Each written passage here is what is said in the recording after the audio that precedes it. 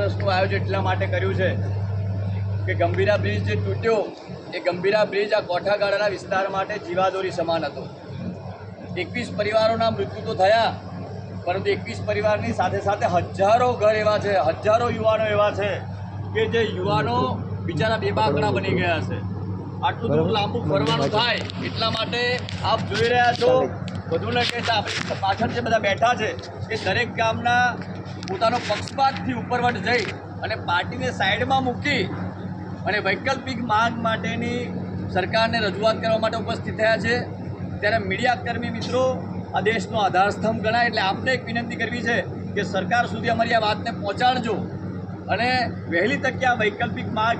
બને એ માટે આપણે સરકારને આહવાન કરીએ છીએ। સાથે સાથે એ પણ જાહેર કરીએ છીએ કે આ બધા યુવાનો છે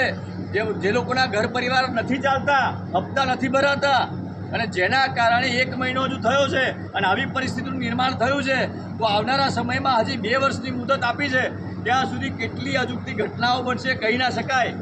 તો છેલ્લે એક ચેતવણી આપી છે કે જો કદાચ વહેલી તકે સરકાર જાહેર નહીં કરે તો આવનારા સમયમાં ખૂબ મોટું મહાઆંદોલનની જાહેરાત મારા ભાઈ શ્રી લખન દરબાર દ્વારા કરવામાં આવશે અને ત્યાર પછી સમગ્ર આણંદ જિલ્લામાં એ આંદોલનાત્મક માહોલ ઊભો થશે, તેની સંપૂર્ણપણે જિમ્મેદારી સરકારશ્રીની રહેશે। બસ એ જ આગળની વિસ્તૃત માહિતી અમારા ભાઈ શ્રી લખનસિંહ દરબાર આપશે।